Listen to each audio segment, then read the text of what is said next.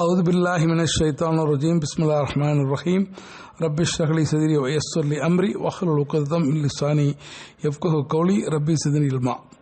நம்மை எல்லாம் படைத்து பரிபாலிக்கக்கூடிய எல்லாம் வல்ல அல்லாஹ்வை புகழ்ந்தவனாக அவனுடைய சாந்தியும் சமாதானமும் நமது உயிரினும் மேலான உத்தம தூதரின் மீதும் அவரை பின்பற்றக்கூடிய அத்துணை ஆண் பெண்கள் மீதும் பொழியப்படட்டுமாக என்று பிரார்த்தித்து உங்கள் அனைவருக்கும் என்னுடைய அஸ்ஸலாமு அலைக்கும் வரஹ்மத்துல்லாஹி வபரகாத்து. அன்பார்ந்த சகோதர சகோதரிகளே, பெரியோர்களே, தாய்மார்களே, நமது வழமை போல இந்த வருட ரமலானிலும் நமது ஷாஸ் அகாடமியுடைய மாணவ செல்வங்கள் ஒரு மனிதனுடைய பிறப்புக்கு முன்னிலிருந்து இறப்பை தாண்டியும் வரக்கூடிய பல்வேறு படிநிலைகளை இந்த 30 நாட்களில் பேச இருக்கிறார்கள். அதனுடைய முகவரையாக இறைவன் நம்மை படைத்ததனுடைய திட்டம் என்ன என்பதை குறித்து ஒரு சில விடயங்களை உங்களோடு பேச ஆசைப்படுகின்றேன். அல்லாஹு தஆலா திருமறை குர்ஆனிலே சொல்லும்போது, ஈமான் கொண்டவர்களே, அல்லாஹ்வுக்கு அஞ்ச வேண்டிய முறைப்படி அஞ்சுங்கள், நீங்கள் முஸ்லீம்களாகவே மரணியுங்கள், வேறு சூழலில் மரணித்து விடாதீர்கள் என்று வலியுறுத்துகின்றான். நாம் எதுக்காக இந்த உலகத்துக்கு படைக்கப்பட்டோம் நமக்கு எல்லாருக்கும் தெரியும். ஒமா ஹலக்தல் ஜின்ன வல் இன்சா இல்லா லியஅபுதூன், இன்னும் ஜின்களையும் மனிதர்களையும் அவர்களை வணங்குவதற்காகவே தவிர வேறு எதற்காகவும் நான் படைக்கவில்லை என்று அல்லாஹ் தஆலா படைக்கப்பட்டதின் நோக்கத்தை மிக தெளிவாக சொல்லி காட்டுகிறான். இன்னொரு இடத்துல சொல்லும்போது, அல்லதி ஹலக்கல் மௌத்த வல் ஹயாத்த லி நபுலுவக்கும் ஐயுக்கும் அஹ்சனு அமலா, உங்களில் எவர் செயல்களால் மிகவும் அழகானவர் என்பதை சோதிப்பதற்காகவே அவன் மரணத்தையும் வாழ்வையும் படைத்தான். அப்போ மரணமும் வாழ்வும் எதற்கு என்பது நமக்கு நன்றாக தெரியும்.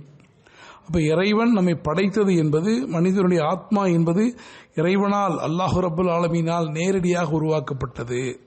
அவன் தன் மூச்சை ஊதி ஆதத்தை உருவாக்கினான். அப்போ ஒரு மனிதனை பொறுத்த வரைக்கும் அதனால்தான் அவன் இறைவனை அறிந்தவனாக இருக்கின்றான். இயல்பாக ஒரு மனிதனுடைய உள்ளுணர்வு என்பது இறை தேடலின் அடிப்படையில் இருக்கிறது. அதனால்தான் பெருமானார் ஸல்லல்லாஹு அலைஹி வஸல்லம் சொன்னார்கள், இந்த உலகில் பிறக்கும் எல்லா குழந்தைகளும் ஃபித்ரத்தாக இயற்கை மார்க்கத்தில் பிறக்கின்றன, வளர்ப்பவர்கள் தான் அதை மாற்றி விடுகிறார்கள்.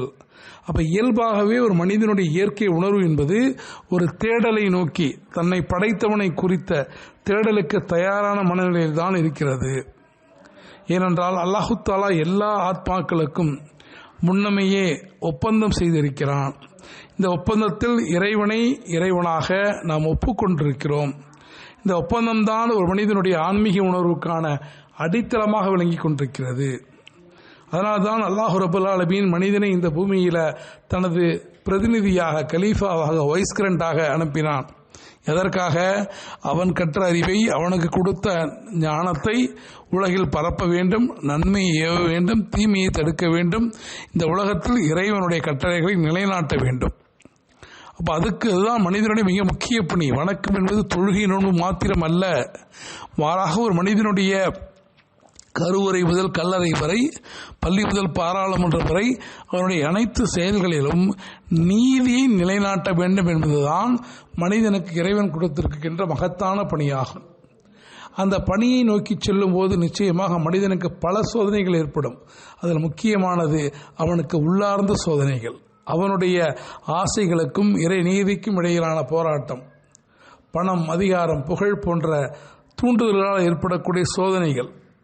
அதே போல வெளிப்புறத்திலிருந்து கடுமையான நிர்பந்தங்கள், கடுமையான அழுத்தங்கள், கடினமான சூழ்நிலைகள். அல்லாஹ் குர்ஆனிலே சொல்வதைப் போல அல்லாஹ் பல காரணங்களை கொண்டு நம்மை சோதிப்பான். பொருட்கள், விளைச்சல், உயிரிழப்புகள் என பல்வேறு விதமான சோதனைகளை கொண்டு அல்லாஹ் நம்மை சோதித்து பார்ப்பான். அப்போது மனிதன் முடிவு செய்ய வேண்டும், நாம் சிறந்த செயல்கள், அசனாத் என்று சொல்லப்படக்கூடிய சிறந்த செயல்கள், அல்லாஹ் சூரா அஸ்ர்ல சொல்ற மாதிரி அந்த அமலன் சாலிஹா யார் செய்கிறார்களோ அவர்தான் வெற்றியாளர்கள். அப்படிப்பட்ட தொழுகை, நோன்பு, ஜக்காத்து போன்ற அல்லாஹ்வுக்கு செய்ய வேண்டிய கடமைகளையும், மனிதர்களுக்கு செய்ய வேண்டிய கடமைகளான ஒருவருக்கு உதவி செய்வது, அவர்களுக்கு ஆதரவாக இருப்பது, அவர்களுக்கு உறுதுணையாக இருப்பது, நீதி மறுக்கப்பட்டவருக்காக போராடுவது என்ற சிறந்த பாதையை தேர்ந்தெடுக்கப் போகிறோமா, அல்லது இறைவனுக்கு மாற்றமான ஷைத்தானுடைய தூண்டுதலில் இருக்கக்கூடிய ஆசாபாசங்களின் அடிப்படையில் கண்டதே காட்சி கொண்டதே கோலம் என்ற நிலையிலே இறைவனை மறுத்த வாழ்க்கையை, மறுத்த பாதையை தேர்ந்தெடுக்கப் போகிறோமா என்பதை இறைவன் நம் பொறுப்பில் விட்டிருக்கிறான். சரியான பாதையில் செல்வதற்காகத்தான் இறைவன் நம்மை தஸ்கியாவை, நம்மை உள்ளத்தை சுத்தப்படுத்த சொல்கின்றான். ஒருவேளை அந்த பாதையிலே தவறி போனாலும் இந்த ரமலானை போன்று பல்வேறு வாய்ப்புகளை கொடுத்து நம்மை தௌபா செய்ய சொல்லி அல்லாஹு தாலா அந்த பாவ மன்னிப்பை முழுமையாக ஏற்றுக்கொள்கின்றான். இந்த ரமலான் அப்படிப்பட்ட மீட்சிக்கான நம்முடைய மாற்றத்திற்கான ஒரு வாய்ப்பு. இந்த வாய்ப்பை சரியாக பயன்படுத்தி நம்முடைய மாணவிகளுடைய உரைகளை முழுமையாக கேட்டு அதை உள்வாங்கி இந்த ரமலானை சிறந்த ஒரு ரமலானாக மாற்றிக்கொள்வதற்கு அல்லாஹ் ரப்புல் ஆலமீன் உங்களுக்கும் எனக்கும் தௌஃபீக் செய்வானாக. வாரிதவான அல்ஹம்துலில்லாஹி ரப்பில் ஆலமீன். அஸ்ஸலாமு அலைக்கும் வரஹ்மத்துல்லாஹி வபரகாத்துஹு.